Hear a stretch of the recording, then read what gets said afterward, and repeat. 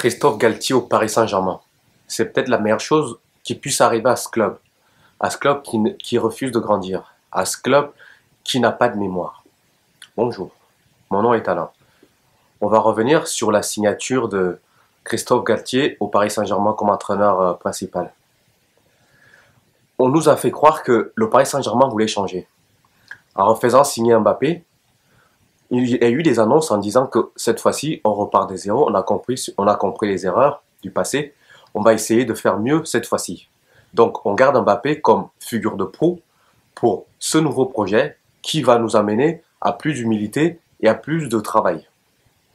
Et après, on a entendu que le Paris Saint-Germain voulait absolument faire signer Zidane. Donc, d'un côté, on nous dit on va revenir aux choses les plus simples, plus de travail, plus de basique. Et derrière, qu'est-ce qu'on fait? On va chercher encore un entraîneur. Bling bling. C'est pas que Zidane ne soit pas un entraîneur compétent. Non. Ça allait être encore un entraîneur qui allait attirer de la lumière vers le club. Donc, c'est toujours la même chose. C'est-à-dire que d'un côté, on vous dit, on va essayer de revenir dans l'humilité, dans le travail, dans la discrétion. Et de l'autre côté, on va chercher Zidane, un des entraîneurs les plus médiatiques au monde en ce moment. Donc, pour l'instant, c'est toujours cette incohérence de ce club. D'un côté, il dit ça. Soit il dit ça pour flatter les supporters, pour leur faire comprendre que comme quoi, qu'ils sont en accord avec eux. Et de l'autre côté, ils continuent dans leur démarche, qu'on sait exactement que ce n'est pas une démarche sportive, c'est une démarche de soft power, c'est une démarche de faire de la publicité du Qatar, d'avoir tous les regards du monde entier vers le Qatar. Donc voilà pourquoi il voulait absolument prendre Zidane. Parce que si aujourd'hui, tous les journalistes, même les journalistes comme Daniel Riolo, qui étaient pro-Galtier, l'année dernière, je me rappelle, même il y a 2 ans, qu'il expliquait que Galtier, c'était le seul entraîneur français qui avait des idées de jeu qui étaient modernes. Je me rappelle quand il disait ça. Et que tout le monde s'accordait à dire que Galtier, c'était le meilleur entraîneur français à ce moment-là. Il a fallu qu'il fasse une mauvaise saison avec Nice, qu'aujourd'hui c'est devenu un moins que rien. On a complètement oublié que l'année dernière, son équipe de Lille a été championne devant le Paris Saint-Germain. Aujourd'hui, il y a 80-90% des supporters parisiens qui ne veulent absolument pas que ça soit Galtier leur entraîneur. Ils veulent tout, mais sauf Galtier. Ils nous citent des entraîneurs à l'étranger du genre Deserbi. Deserbi, c'est qui Deserbi? C'est un jeune entraîneur. C'est un plus jeune entraîneur que Galtier. Qu'est-ce qu'il a fait? Il a entraîné Sassuolo. Bah oui, d'accord, c'est bien. Mais c'est quoi? Il est allé au Shakhtar. On a vu ce qui s'est passé cette année, il s'est fait éliminer rapidement en Ligue des Champions. On n'a pas vu forcément mieux.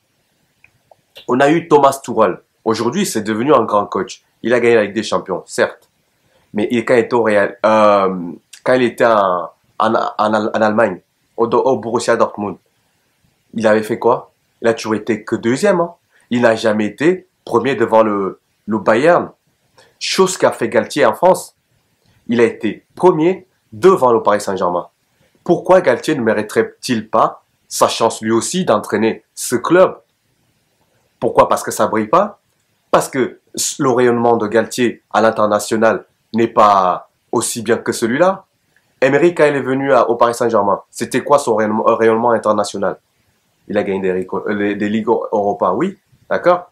Mais est-ce que ça contribue à un rayonnement international au même titre que Zidane ou que, je sais pas moi, ou que Klopp? Non. Donc, en fait, le Paris Saint-Germain, d'un côté, ils disent qu'ils comprennent leurs erreurs, qu'ils veulent repartir pour plus d'humilité, plus de travail, moins de stars. C'est bien la meilleure chose qui puisse leur arriver. Prendre un entraîneur qui n'est pas star, mais qui est travailleur, qui a eu des résultats. Partout où il est passé, à Saint-Etienne, il tenait Saint-Etienne à bout de bras. Il est allé à Lille, là où Bielsa a failli faire descendre le club en Ligue 2. Il est venu, il a redressé le club. L'année suivante, il était champion de France devant le Paris Saint-Germain. Et aujourd'hui, c'est devenu un moins que rien. Les supporters parisiens, vous êtes schizophrènes, vous avez une mémoire de poisson rouge. Il n'y a même pas 2 mois, vous faisiez des grèves. Vous siffliez tous les stars, que ça soit Messi, Neymar, Ramos, ils sont tous passés au sifflet. Aujourd'hui, quand on vous dit OK, c'est ce que vous voulez, ça fait des années que vous dites que depuis que les Qataris sont là, vous êtes malheureux. Vous regrettez l'époque d'Amara Diané où le Paris Saint-Germain vivotait et qu'il a même failli descendre en Ligue 2. Aujourd'hui qu'on est en train de vous proposer ce retour en arrière, on vous le propose. Je pense que ce n'est pas un choix. C'est à contre-cœur parce que Zidane a dit non. Parce que si Zidane avait accepté le pont d'or qu'on lui a proposé, aujourd'hui, Zidane il sera entraîneur de Paris Saint-Germain et vous serez encore là en train de dire ouais, on a le meilleur entraîneur. Tous les regards seraient encore venus braquer sur le Paris Saint-Germain et en parallèle, par ricochet, sur le Qatar. Alors que là, vous prenez quelqu'un de simple, d'homme, qui travaille, qui demande qu'à travailler, à avoir des résultats avec des joueurs simples. Je pense pas que Galtier il va vouloir des plus grosses stars du monde. De toute façon, ils sont déjà tous au Paris Saint-Germain, donc il n'y a plus grand chose à acheter à l'extérieur.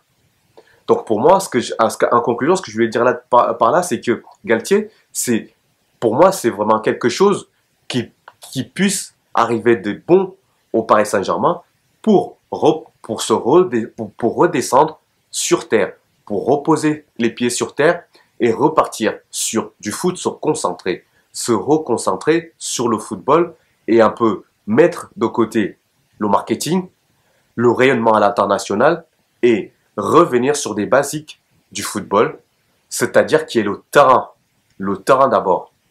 C'est-à-dire qu'un joueur qui est bon, qui est capable de jouer, joue, mais ne jouera pas parce qu'il s'appelle un tel ou un tel.